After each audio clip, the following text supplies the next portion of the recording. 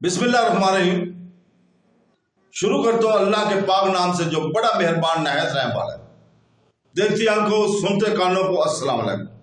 बहनों भाइयों दोस्तों और बुजुर्गों, आज की हम इस इस्लामी मालूमाती वीडियो में हजरत मरियम अलैहिस्सलाम का जामिया इम्तिहान और इस्लामी तालीमात में इनके बुलंद मकाम को पेश कर रहे हैं। हम इनकी अहम करदार, इनको दरपेश चैलेंजों और बहुत से लोगों के ईमान पर इसका गहरा असर बयान करेंगे। हम इन खसूसियात को बयान कर रहे हैं जो इसे ताकत और अकीदत की अलामत बनाती है। इस बात की यकीनी बनाने के लिए कि मरीज तक किसी की रसाई ना हो, ज़करिया ने बैतुल मुक़द्दस में इसके लिए एक अलग कमरा बनाया। जैसे जैसे वो बड़ी हुई, इसने अपना वक्त अल्लाह की इबादत में गुजारा। ज़करिया रोजाना इसकी जरूरत को देखने के लिए इसके पास जाते थे और ये सिलसिला कई सालों तक जारी रहा। एक दिन वो इसके कमरे में ताजा फल देखकर हैरान हो गए, क्योंकि वो वह शख्स था जो इसके कमरे में दाखिल हो सकता था। इसने इससे पूछा कि फल वहां कैसे पहुंचे। मरियम ने जवाब दिया कि ये रिज़्क अल्लाह की तरफ से है और वो जिसे चाहता है देता है। ज़करिया ने इससे समझा कि अल्लाह ताला ने मरियम का दर्जा दूसरी औरतों से बुलंद कर दिया है। इसके बाद ज़करिया ने इनके साथ ज्यादा वक्त गुजारा, इनकी तालीम और रहनुमाई की। हज़रत मरियम दिन रात अल्लाह की तस्बीह करते हुए अल्लाह की इबादत करने वाली बन गई। मरियम का आला मुकाम हज़रत अली इब्ने अबी तालिब रज़ियल्लाहु ताला से रिवायत है कि रसूल पाक सल्लल्लाहु अलैहि वसल्लम ने फरमाया, दुनिया की औरतों में सबसे अफजल मरियम अपनी जिंदगी में है और दुनिया की बेहतरीन औरतों में खदीजा रज़ियल्लाहु ताला अन्हा है। सही बुखारी की रिवायत है। अबू मूसा अल-अशअरी रज़ियल्लाहु ताला अन्हु से रिवायत है कि रसूल पाक सल्लल्लाहु अलैहि वसल्लम ने फरमाया, मर्दों में कमाल हो सकता है लेकिन औरतों में मरियम बिन्ते इमरान और फरून की बीवी आसिया के अलावा कोई कामल नहीं हुआ। आयशा की फजीलत दूसरी औरतों पर ऐसी है जैसे अरबी डिश को दूसरे खानों पर। जब मरियम अपनी उसमें दुआ कर रही थी बैतुल मुक़द्दस में जहां वो रहती थी, तो एक फरिश्ता आदमी की शक्ल में इनके सामने नमूदार हुआ। दहशत से भरी हुई इसने भागने की कोशिश की। बेशक मैं तुझसे रहमान अल्लाह की बड़ा मांगता हूं, अगर तू अल्लाह से डरता है। फरिश्ते ने कहा, मैं तुम्हारे रब की तरफ से सिर्फ एक रसूल, एक मैसेंजर हूं। तुमको एक साया फरजंद का तोहफा देने के लिए।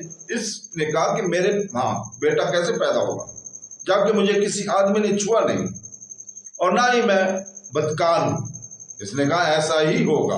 आपके रब ने, अल्लाह ताला ने, ये मेरे अल्लाह के लिए आसान है और हम चाहते हैं कि इसे लोगों के लिए निशानी और हमारी तरफ से रहमत बना भी दें। एक मामला पहले ही तयशुदा अल्लाह की तरफ से है।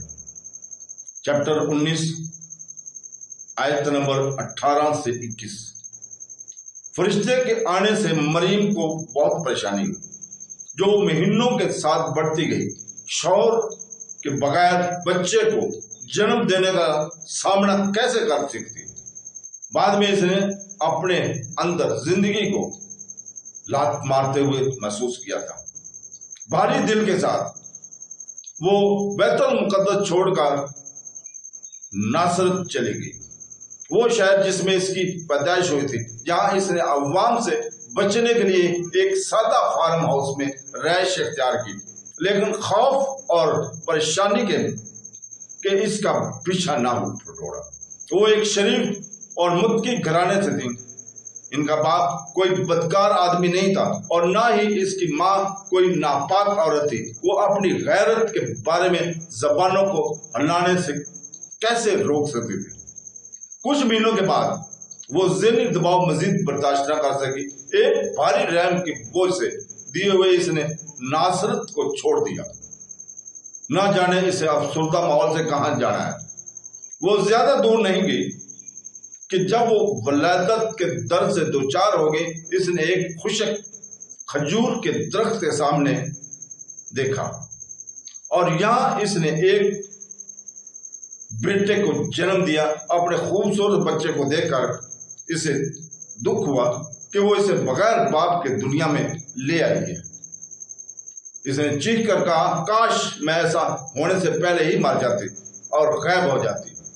اچانک اسے قریب سے ایک آواز آئی، غم نہ کرو، تمہارے اللہ نے نیچے ایک نالا رکھا ہے، اور اس درخت کے نیچے کو ٹہنی کو ہلاؤ جس سے پکی کھجوریں گریں گی، سو کھاؤ پیو، اور جو طاقت تم کھو چکے ہو اسے دوبارہ حاصل کرو اور خوش رہو، کیونکہ جو کچھ تم دیکھ رہی ہو وہ اللہ کی قدرت ہے، جس نے کھجور کی خشک درختوں کو دوبارہ زندہ کیا تاکہ تمہارے لیے خوراک فراہم کرے۔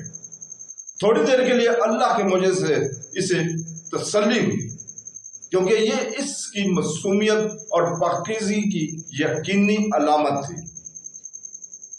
حضرت مریم نے شہر واپس آنے کا فیصلہ کیا، تاہم اس کے خوف بھی واپس آ گئے۔ وہ لوگوں کو کیا بتانے والی تھی؟ گویا اس کی ماں کی پریشانی شرینی ہے۔ بچے نے بولنا شروع کیا، اگر آپ کسی کی ملیں گی تو کہو میں نے رحمان کے لیے روزہ رکھنے کی قسم کھائی ہے، اور شاید آج کسی انسان سے بات نہ کروں۔ اس معجزے سے مریم کو سکون محسوس ہوا۔ جیسا کہ اس کی توقع تھی، نوزائیدہ بچے کو اپنی باہوں میں لے کر شہر میں اس کی آمد نے لوگوں کے تجسس کو بڑھا دیا۔